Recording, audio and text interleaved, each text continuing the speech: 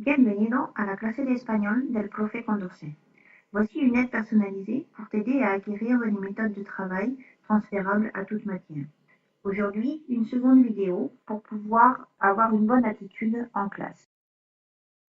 Je vais t'expliquer ce que c'est qu'une bonne attitude et à quoi ça sert.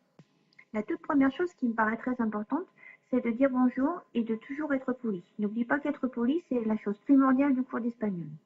La deuxième chose, c'est bien sûr d'écouter le prof et les camarades. Le cours d'espagnol, c'est 80% d'oral, donc être attentif en classe est indispensable. Il faudra également que tu suives les règles de la classe d'espagnol. Nous avons dit tout à l'heure être poli, mais également toujours parler en espagnol, lever la main avant de prendre la parole, avoir toujours tes codes de l'ENT, puisque beaucoup des travaux seront à faire à partir de l'ENT ou à déposer dans le casier de collecte de l'ENT. Toujours avoir tes affaires, un classeur, ta trousse, le manuel étant numérique, il sera sur l'ENT.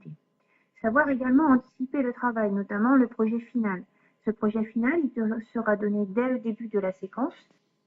Ces projets demandent généralement pas mal de travail, donc ne t'y prends pas à la dernière minute. À quoi cela va-t-il te servir? À avoir des leçons copiées sans erreur. Si tu ne fais pas assez attention à ce qui est écrit au tableau, tu vas copier tes leçons avec des fautes et donc tu apprendras avec des fautes. À participer le plus possible en classe, même pendant les corrections, ce qui va augmenter ta note d'investissement. Et à aider tes camarades, tu pourras peut-être les aider et à un moment donné, ce seront eux qui pourront les aider. Une classe, c'est une véritable équipe.